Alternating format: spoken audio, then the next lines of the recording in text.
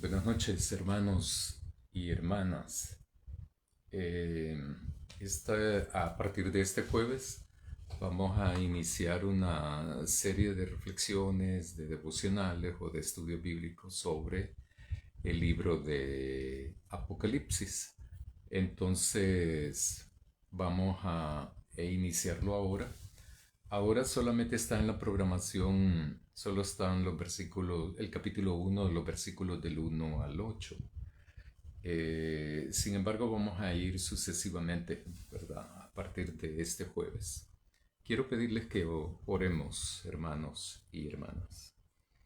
Querido Dios, te agradecemos tu presencia, tu amor, agradecemos la salvación que nos das, agradecemos tu compañía, tu orientación, también agradecemos tu pronto auxilio y que nos ayudas siempre, en cada momento y en cada instante, y nos acompañas en nuestra vida también. Por eso queremos agradecerte y suplicarte también tu bendición para realizar este estudio y tu sabiduría para poder entonces descubrir cuál es el mensaje que nos tienes para nosotros en este día. En el nombre de Jesús te lo suplicamos. Amén. Voy a, voy a leer el, el texto bíblico del capítulo número 1 de Apocalipsis, del 1 al 8. Dice: la revelación de Jesucristo que Dios le dio para mostrar a sus siervos las cosas que deben suceder pronto, y que dio a conocer enviándola por medio de su ángel a su siervo Juan, quien ha dado testimonio de la palabra de Dios y del testimonio de Jesucristo, de todo lo que ha visto. Bienaventurado el que lee y los que oyen las palabras de esta profecía y guardan las cosas escritas en ella, porque el tiempo está cerca. Juan, a las 7 iglesias que están en Asia, gracia a ustedes y paz de parte del que es, y que era, y que ha de venir, y de parte de los 7 espíritus que están delante de su trono, y de parte de Jesucristo, el testigo fiel, el primogénito de entre los muertos y el soberano de los reyes de la tierra, al que los ama y nos libró de nuestros pecados con su sangre, y nos constituyó en un reino, sacerdotes para Dios su Padre. A Él sea la gloria y el dominio para siempre jamás. Amén. He aquí que viene en las nubes, y todo ojo le verá, y los que le traspasaron. Todas las tribus de la tierra harán lamentación por él. Sí, amén. Yo soy el Alfa y la Omega, dice el Señor Dios, el que es y que era y que ha de venir, el Todopoderoso. Recientemente en la iglesia, eh, la Comisión de Educación Cristiana organizó una actividad, bueno, fueron 3 actividades que organizaron recientemente. Dos conversatorios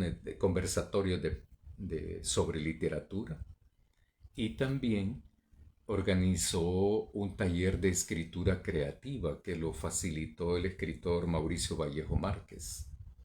De, eh, Participamos 16 hermanos y hermanas de diferentes edades, algunos adolescentes, jóvenes y otros adultos.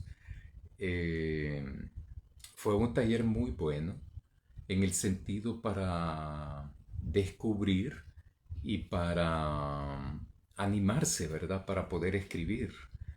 Eh, Allí pude identificar de que hay varios de los participantes, no todos escribimos de la misma manera.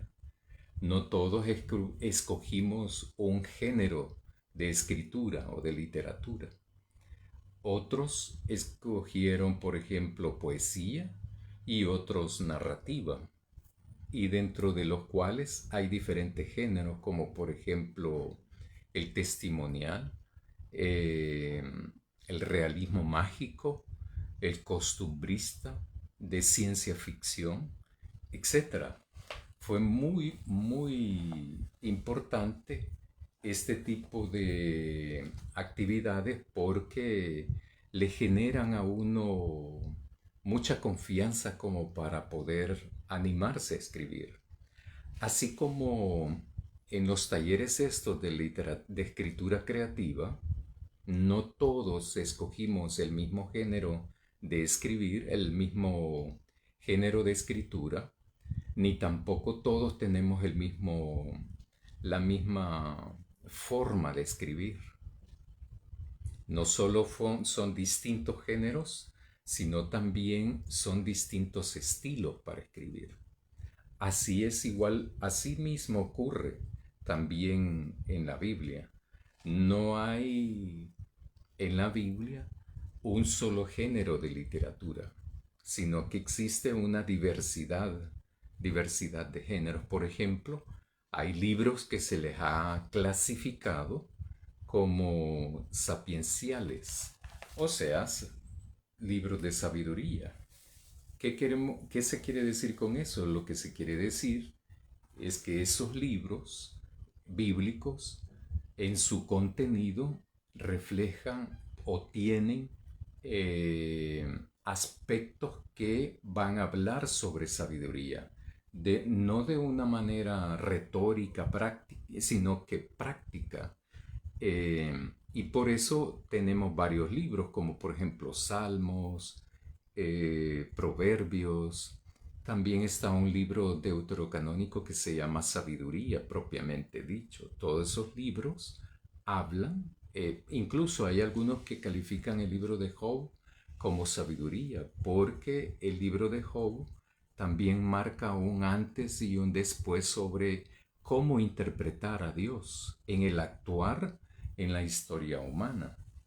Eh, en esa época y antes del libro, se creía que Dios daba la enfermedad y Dios daba la medicina, ¿verdad? Entonces con el libro de Job rompe esa creencia teológica, esa interpretación. Entonces, eh, en la Biblia tenemos una diversidad de géneros literarios. Este libro de Apocalipsis, el libro se llama Revelaciones, porque eso quiere decir Apocalipsis. Está escrito en un género literario que es apocalíptica. Este género literario surge antes de que nazca Jesús.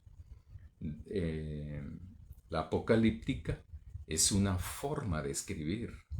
Es una forma de escribir para transmitir un mensaje.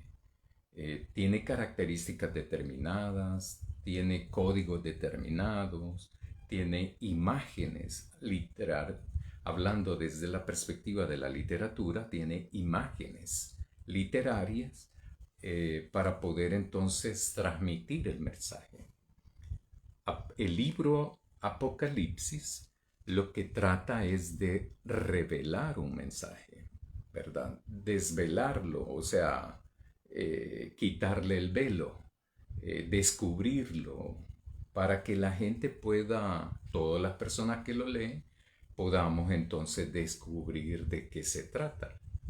Eso es el libro de Apocalipsis. Eh, ¿Quién escribió el libro de Apocalipsis? Ninguno de los comentaristas, de las personas que más se dedican al estudio profundo de esto, ¿verdad? Y todo, dicen, hay algunos que plantean algunas aproximaciones, pero lo único que se tiene certeza es que Juan, lo escribe Juan, es el que está prisionero en Patmos, en la isla Patmos. Es lo único que hay certeza. Hay unos que dicen de que puede ser Juan el que escribió el Evangelio, otros de los discípulos que anduvieron con Jesús, ¿verdad? Otros comentaristas dicen que posiblemente que es el discípulo amado, etcétera, etcétera. Pero nadie está seguro de quién escribió el libro. Por otra parte, ¿cuándo fue escrito? Ese es otro aspecto que también también hay mucho debate, ¿verdad? Hay algunos que ubican el libro en el año 95 después que resucita Jesús. Entonces, pero hay otros que incluso creen que el libro fue escrito antes, como por ahí por los años 70, 75, incluso otros lo colocan después del año 95, pero siempre en el siglo I. Y hay varias razones que me voy a ir refiriendo a través de todo el desarrollo de la lectura del libro, ¿verdad? En la medida que vamos avanzando en el libro. ¿Quiénes son los destinatarios de este libro de Apocalipsis? El libro de Apocalipsis, yo le estoy diciendo libro, pero está escrito como que fuera una carta. Lo único que es una carta bien larga, ¿verdad? Entonces quizás por eso es que hay algunos comentaristas que más parece que sea un libro que una carta, pero está escrito, y eso vamos a hablar ahora más tarde, como que fuese carta. Los destinatarios son las comunidades cristianas, las comunidades de fe que estaban en Asia Menor. Esas iglesias, esas comunidades de fe que creían en Jesús, que tenían esperanza en Jesús, esos creyentes, ¿verdad?, en Él. Esos son los destinatarios del libro. Partes de las características del género de apocalíptica, del género literario, es que tiene un lenguaje muy simbólico. En la actualidad, eso nos provoca una desviación, una interpretación a veces muy frecuentemente equivocada y con ganas de interpretarla de una manera muy demasiado subjetiva, ¿verdad? Entonces, el lenguaje del género literario de apocalíptica es muy simbólico. Los escritos interpretaban los conflictos históricos, los reales, los que se daban, los interpretaban en la literatura apocalíptica, son interpretados como una lucha entre Dios y podemos decir y Satanás. Entonces, los que escribían esto, porque no solo Juan escribe en este género, también Daniel, Ezequiel, Zacarías, hay textos en el Antiguo Testamento que aparecen así, con este género. Entonces, los escritores que usaron este género literario eh, interpretaban los hechos históricos que sucedían como producto, como una fuerza de manera dialéctica, como una lucha también entre Dios y Satanás, dice un comentarista. El lenguaje simbólico que utilizan es sumamente excesivo. Utilizan claves, no por una parte, por ejemplo, los colores no necesariamente significan como en otro libro de la Biblia que utiliza otro género literario. Aquí, por ejemplo, el blanco en el libro de Apocalipsis significa victoria. En otros textos de otros libros de la Biblia significarán más que todo pureza, pero también nos juega a veces juega una trampa la interpretación de los colores en la actualidad y que nosotros le queremos poner la interpretación actual de ciertas cosas, como por ejemplo colores, y se los queremos añadir a la Biblia. Y no es así, ¿verdad? Cuando uno estudia los textos bíblicos, uno quiere interpretar qué fue el mensaje para aquella época y a partir de ahí hacer las adecuaciones correspondientes para entonces descubrir cuál es el mensaje de ahora para nosotros. Los que se dedican a escribir en esta literatura apocalíptica también es que las condiciones de los países, de los pueblos, de esas épocas, ha llegado a un punto sumamente caótico y generalizado ese caos. Eso es a diferencia de todos los que se dedicaron en el género profético, por ejemplo.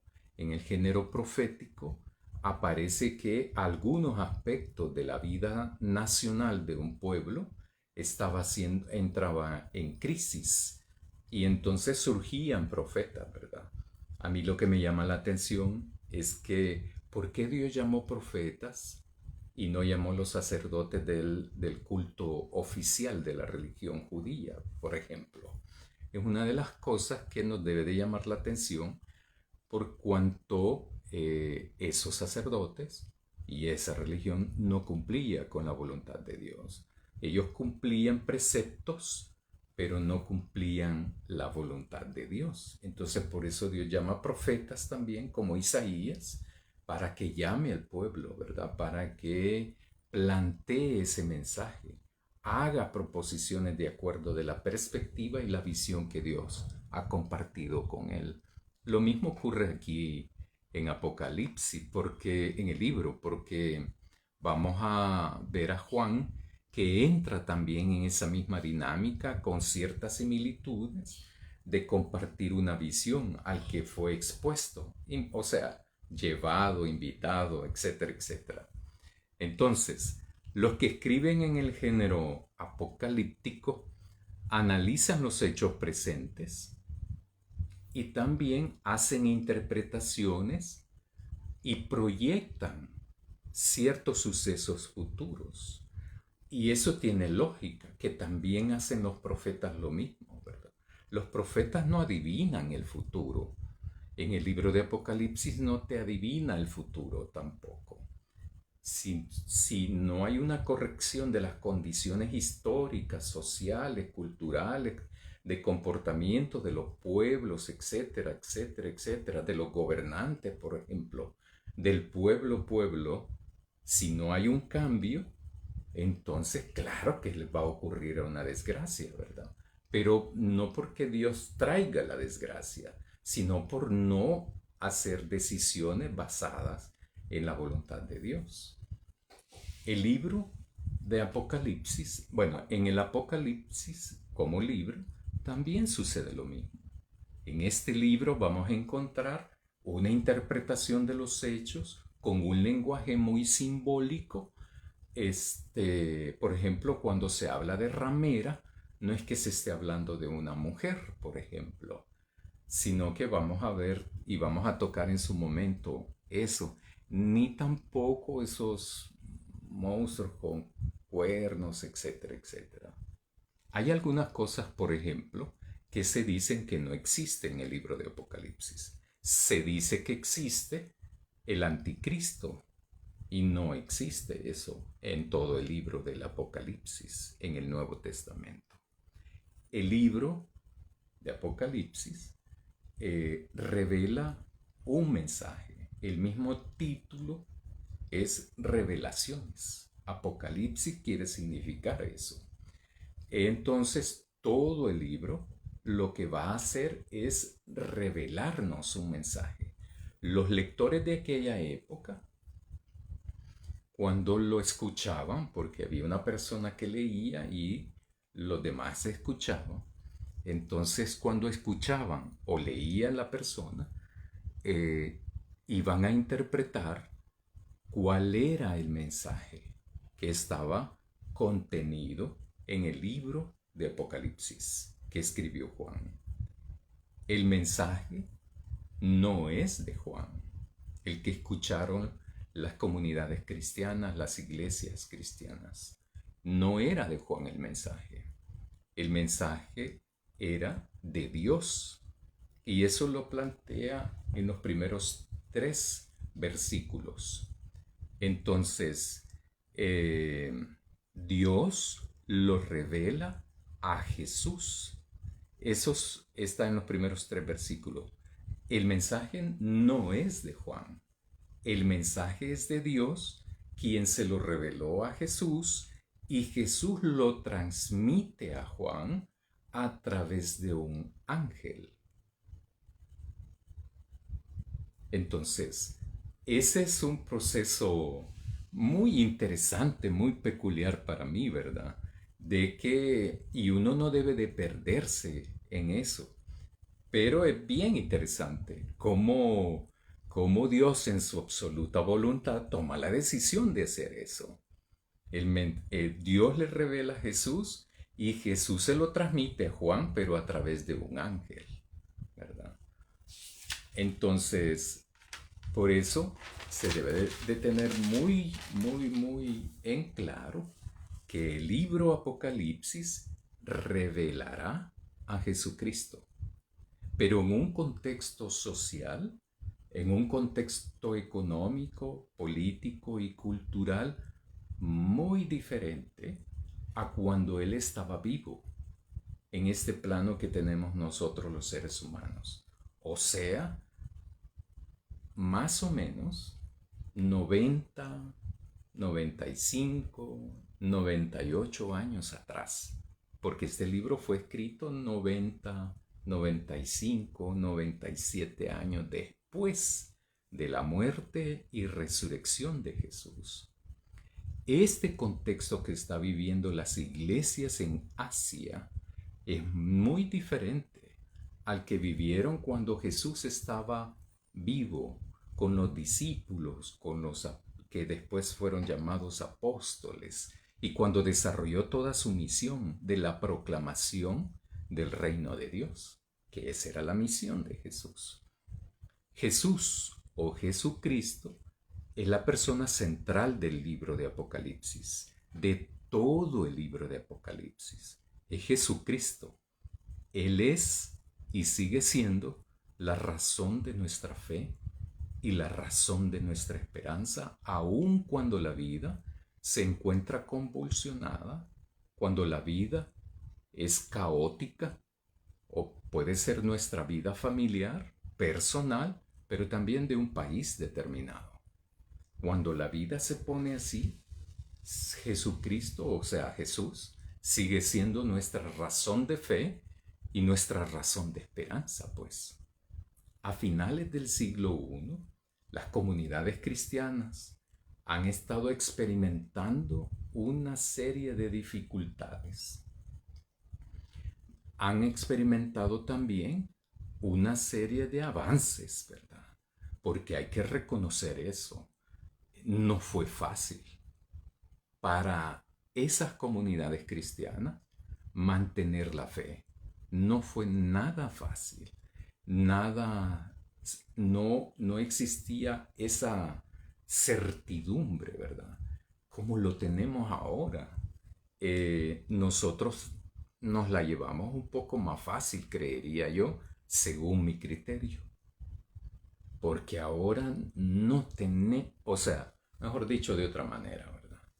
Ahora tenemos una serie de recursos que nos permitirían avanzar muchísimo más y profundizar más nuestra fe, nuestra esperanza y nuestro amor a Dios, porque tenemos tantos recursos para poder hacer eso, tantos recursos pedagógicos, literarios, etcétera, etcétera. Porque para comprender la voluntad de Dios no hay que hacer inversiones tampoco económicas, ¿verdad? Sino que los tenemos al alcance y la facilidad de varios clics, ¿verdad? Lo único que hay que tener acceso a Internet, por ejemplo.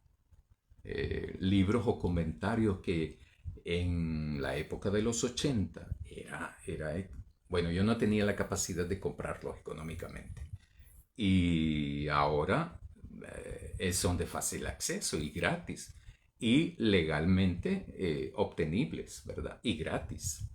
Entonces, hay tantos recursos, tantas revistas bíblico-teológicas que por ejemplo, la Universidad Bíblica Latinoamericana de Costa Rica tiene eso, ¿verdad? Gratis, ellos lo promueven gratis. Solo hay que saber cómo accesar al sitio de ellos e irlo bajando para ir enriqueciendo, porque este estudio que yo hago, hermanos y hermanas, es muy superficial, ¿verdad? por varias razones, por varias razones. Entonces es muy superficial. Dos razones. Uno, por el medio, ¿verdad? Esto. En la medida de que hay diálogo y todo eso, uno va profundizando un poco más. Y también la presencialidad hace un poco más dinámica la reflexión y el estudio. Volviendo entonces, las comunidades cristianas han experimentado a finales del siglo I, han ido experimentando una serie de dificultades como persecuciones, por ejemplo. Persecuciones no tanto masivas en todo ese tiempo, sino que puntuales, focalizadas, ¿verdad? Hubo persecución después del asesinato de Jesús. Hubo persecución de ellos. Y también en las subsiguientes décadas también. Todos sabemos entonces que a través de la historia del cristianismo, sabemos, por ejemplo, de que fueron asesinados no solo los apóstoles, ¿verdad? Sino también los miembros de la iglesia, de las iglesias, de las comunidades de fe. Persecución tanto de los judíos, de la religión judía, pero también persecución del imperio romano. Hay épocas donde se hizo la persecución más sistemática. Uno de los periodos más significativos de esa persecución fue el tiempo cuando Nerón era emperador romano.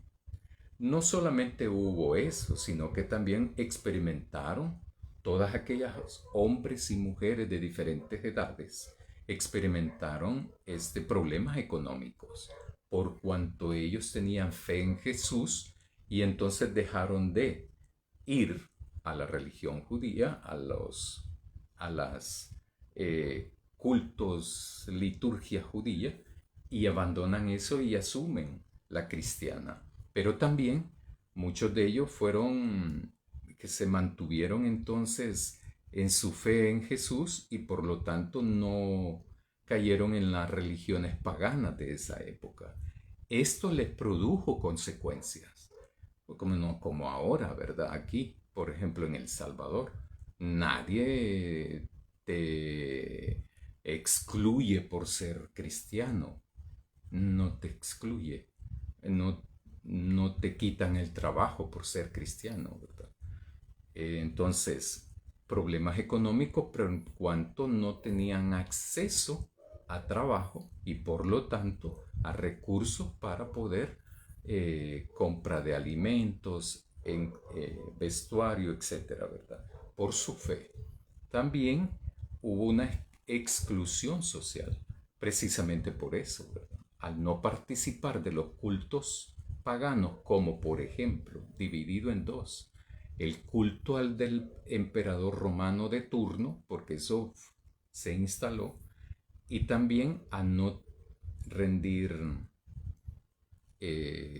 participar en cultos dedicados a las deidades romanas, paganas, ¿verdad? Etcétera. Que eso lo vamos a ver cuando veamos más adelante en el capítulo 2 y 3. Porque hay cosas muy puntuales que se dice ahí, ¿verdad? Que había una serie de eh, tentaciones también. Si la gente participaba en los cultos paganos, o sea, como dedicar comidas, ir a las celebraciones estas, entonces te daban chance de trabajar, te daban trabajo. ¿Qué hacer frente a esas situaciones? No les fue fácil a las comunidades, a los hombres, a los que creían en Jesús. No les fue fácil eh, mantenerse en esa fe. Los que creían en Jesucristo experimentaban tiempos difíciles en esa época. Después de la muerte de Jesús vino una serie de cosas, ¿verdad? En el año 70 se da una masacre también en Jerusalén por parte de los romanos. Y allí también se dispersan muchos que después fueron llamados cristianos y cristianas.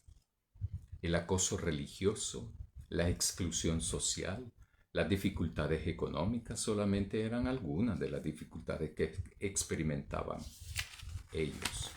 En este sentido, en este contexto, ¿cómo esos mantener la fe en Dios, mantener la fe en Jesucristo, no ha de haber sido fácil para ellos y para ellas, sino todo lo contrario? En esta sección que hemos leído ahora, del versículo 1 al 8, está suficientemente detallado el reconocimiento y los atributos que se revelan a Jesucristo. Los destinatarios son las congregaciones de las iglesias que están ubicadas en Asia. Entonces, hombres y mujeres de diferentes edades que conformaban esas iglesias, esas comunidades de fe que están en Asia, y el saludo, por ejemplo, que escribe Juan, y entonces dice, gracia a ustedes y paz. No fue un saludo simple, un saludo trivial, costumbrista, ¿verdad? Como es costumbre escribir eso, ¿verdad? Y ya estuvo. No. Los libros y las cartas que aparecen en el Nuevo Testamento especifican algo muy sentido y muy significativo para los destinatarios, para las personas destinatarias. Este es un saludo, no cualquier saludo, ¿verdad? Gracia y paz de parte del que es y que era y que ha de venir, y de parte de los 7 espíritus que están delante de su trono, y de parte de Jesucristo, el testigo fiel y el primogénito de entre los muertos y el soberano de los reyes de la tierra. Da la interpretación de que más es lo que Juan está expresándole a los destinatarios, que el saludo es de los 3, ¿verdad? De parte de Dios Padre, de Hijo y del Espíritu Santo. O sea, de todo lo que significa la divinidad, ¿verdad? Y tomando en cuenta el contexto que he descrito anteriormente, un saludo así, o sea, cae bien, cae muy bien. Si no, acordémonos, por ejemplo, cuando estamos pasando dificultades, ¿cómo nos viene una buena noticia? Y así, ¿verdad? Entonces, es que se me ocurrió un ejemplo, pero mejor no. Entonces, cuando estamos experimentando dificultades y alguien se acerca y le dice que puede contar con esa persona, ¿verdad? Y que lo acompaña, eso es significativo, pues. Estas comunidades estaban experimentando dificultades. Y entonces llega esta carta, o sea, este libro de Apocalipsis, y es leído en sus comunidades, en sus iglesias. Entonces es un texto, es un mensaje que es bien recibido por las personas. ¿Por qué? Porque las personas están teniendo muchos problemas.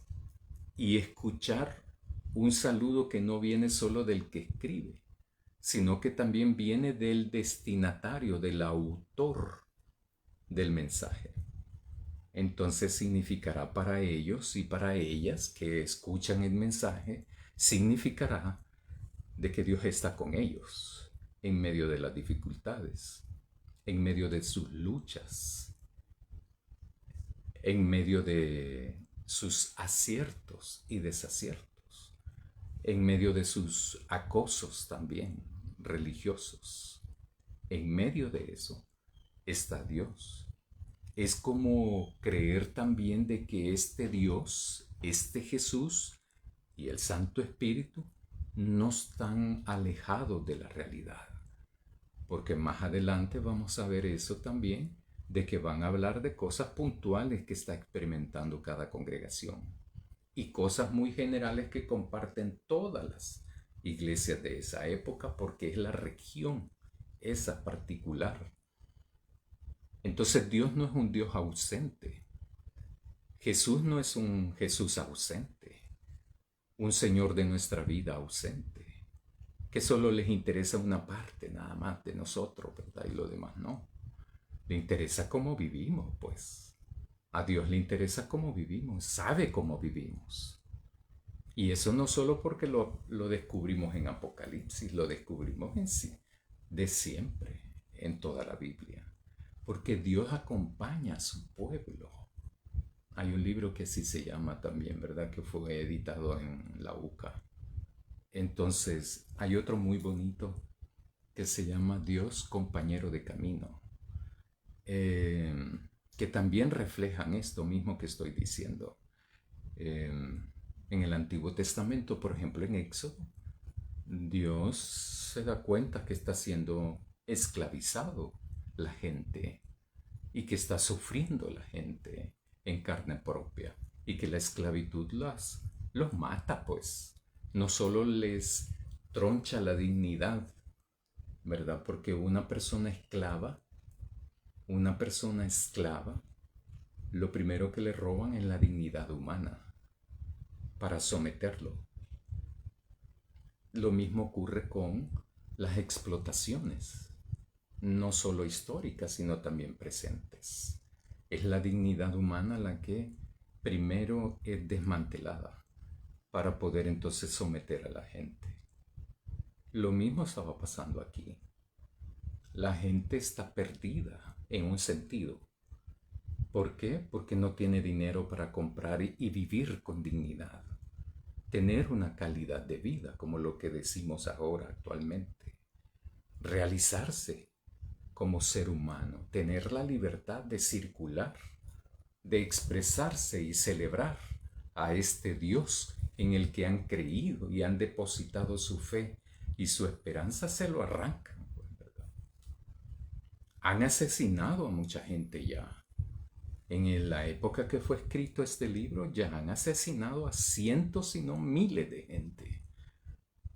No era un contexto fácil, tranquilo, ¿verdad? De mucha bonanza, etcétera, etcétera. No, no, no. Es todo lo contrario. Todito lo contrario. Yo creo que nosotros, al reflexionar en esto, debiésemos aprender también de la gente, obviamente de Jesús, obviamente de Dios y de su Santo Espíritu, pero también del testimonio de esa gente, porque nos ilumina. Otros mortales, llanos y silvestres como nosotros, también, ¿verdad? O sea, me refiero a que no son personas extraordinarias, ¿verdad? Ni siquiera los apóstoles, pues. Ni siquiera los apóstoles. Lo que tuvieron fue convicción, fue fe, fue amor, fue esperanza. Y fueron consecuentes con eso. Eso es lo que los hace extraordinarios. No porque fueran grandes luminarias, etcétera, etcétera. La mayoría de los apóstoles no sabían ni leer ni escribir, ¿verdad? Y por eso no es ningún impedimento eso tampoco, ¿verdad? Para poder entonces convertirse en un fiel creyente en Dios. Los destinatarios entonces son las congregaciones, son las comunidades de fe, de hombres y de mujeres de diferentes edades, que estaban experimentando, vivían y experimentaban un contexto determinado. Ya nos ubicamos geográficamente, que son Asia Menor, ¿verdad? Entonces, están en Asia y el saludo, ese saludo que muchas veces para nosotros pasa desapercibido. Yo, bueno, conozco gente que dice, no, los saludos no los leo yo en las cartas ni de Judas, ni de Juan, ni de Pablo, ni de Pedro, etcétera, ¿verdad? Yo no los saludo porque son los saludos. Pero no es así, ¿verdad? Porque ellos escribían a gente determinada. O sea, los saludos eran lo que diríamos ahora personalizados. Eh, no es como escribirle al,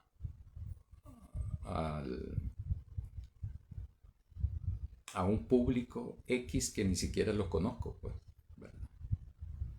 Entonces, versículo 6.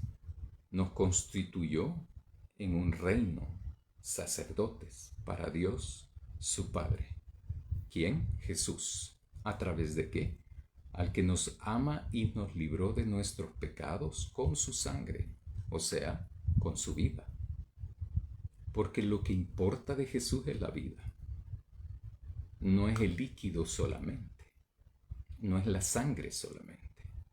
La sangre es sobredimensionada en los textos porque ellos vienen de la religión judía donde se hacían los sacrificios, ¿verdad? Y entonces eh, Jesús es la vida de Jesús, la que Él la ofrece por el rescate de todos los que van a creer en Él. He aquí que viene con las nubes, y todo ojo le verá, aun los que le traspasaron. Todas las tribus de la tierra harán lamentación por él. Sí, amén, yo soy el Alfa y la Omega, dice el Señor, Dios, el que es, que era y que ha de venir, el Todopoderoso. Allí es una serie de especificaciones que está haciendo Juan a los destinatarios del libro. Cuando diga libro o carta, ¿verdad? Me refiero a Apocalipsis.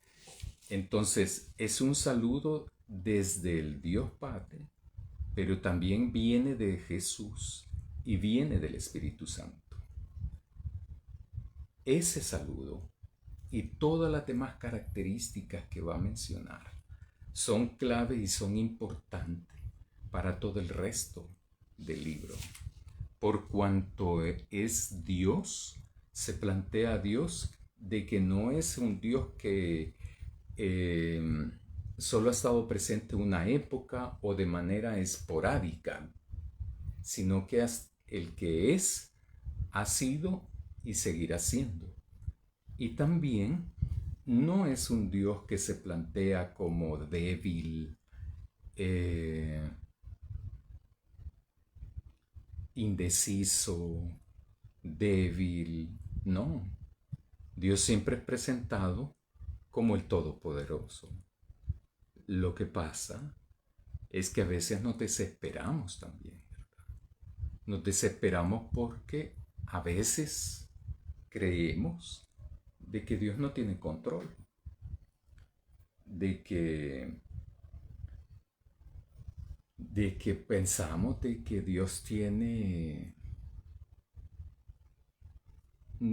Dios no tiene el control de nuestra vida, de nuestra historia. Lo que pasa es que Él actúa según su voluntad. Entonces, el reto nuestro es meternos ahí, en esa dinámica. Más que creer de que Dios va a meterse en mi dinámica humana, es todo lo contrario. Es totalmente lo contrario. Entonces, las comunidades al escuchar todo esto y que es el Dios que nos ha rescatado a través de su vida, su sangre, nos ha rescatado, nos ha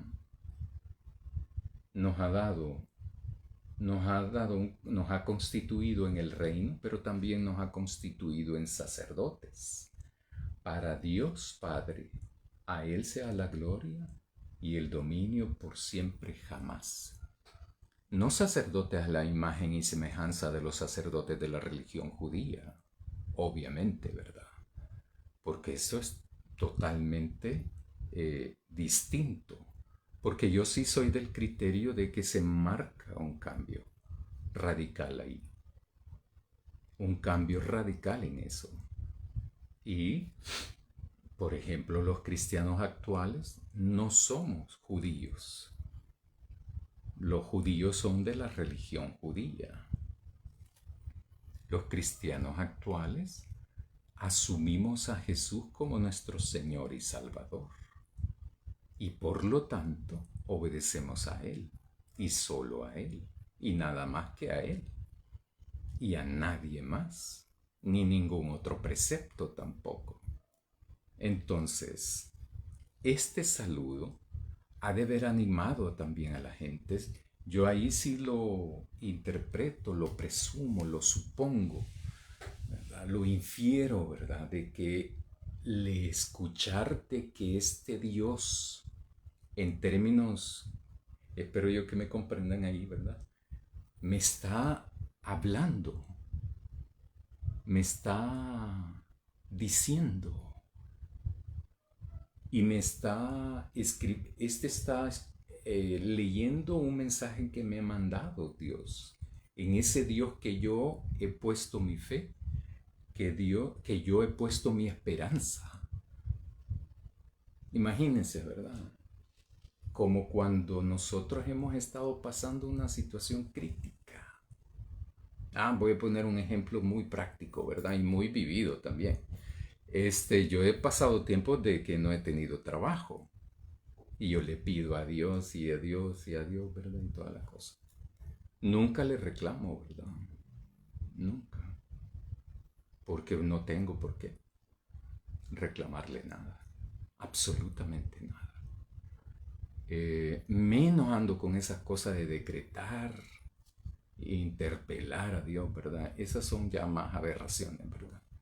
Que están provocando, hay ciertas teologías, digo yo teologías porque son interpretaciones, ¿verdad? Pero son aberrantes.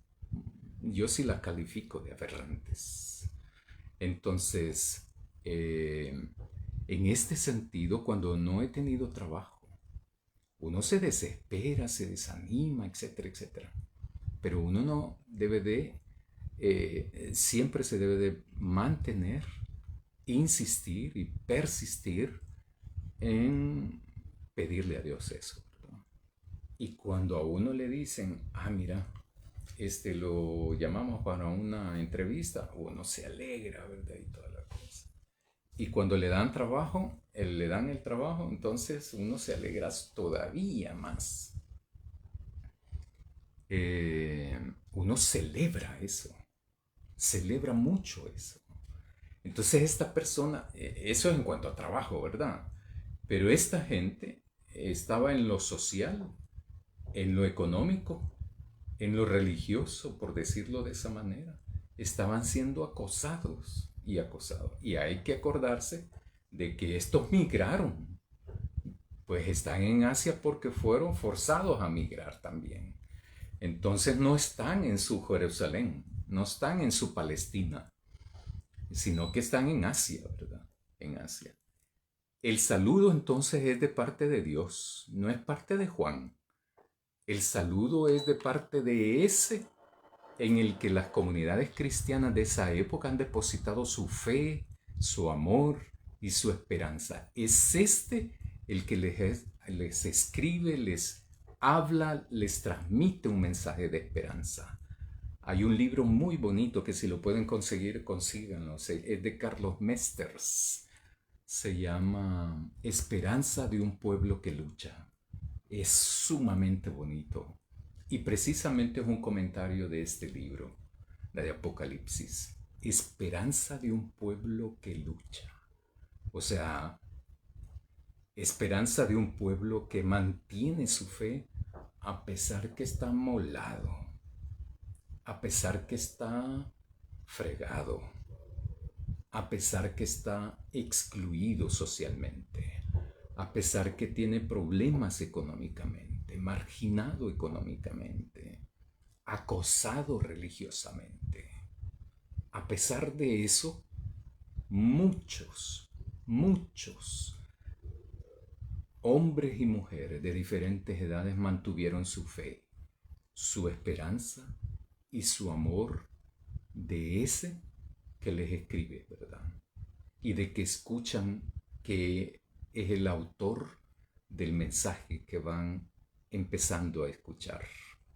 Por eso, hermanos y hermanas, a pesar de las dificultades que podamos tener, a pesar de todas estas dificultades que puede hacer que no tengamos un mes, una semana, una década, la esperanza hay que mantenerla en Dios, porque Él siempre responde. En su absoluta voluntad, siempre responde. Oremos, hermanos y hermanas. Querido Dios, te agradecemos por la vida, porque eres un Dios presente en nuestra vida, pero también en medio de nosotros y nosotras. Queremos agradecerte porque eres un Dios justo, porque eres un Dios que se preocupa, que conoce la realidad de su pueblo, de ese remanente fiel, de ese pueblo tuyo al que se le describe también en la Biblia como manada pequeña. Queremos pedirte y suplicarte que acompañes a todos los que se encuentran enfermos, que experimentan una condición desfavorable de salud, sea esta crónica o no, o pasajera. Te pedimos que ayudes a las personas que no tienen trabajo, que los acompañes siempre y que les ayudes a conseguirlo para tener una vida digna y justa. Por lo demás, queremos pedirte también que en nuestras necesidades, en nuestros problemas, nos des una palabra de sabiduría para poder ayudarnos a nosotros mismos y a resolver nuestros problemas y nuestras necesidades, porque sabemos que lo haríamos guiados por tu Santo Espíritu. Bendícenos y ayúdanos a hacer tu voluntad siempre. En el nombre de Jesús. Amén. Buenas noches, hermanos y hermanas.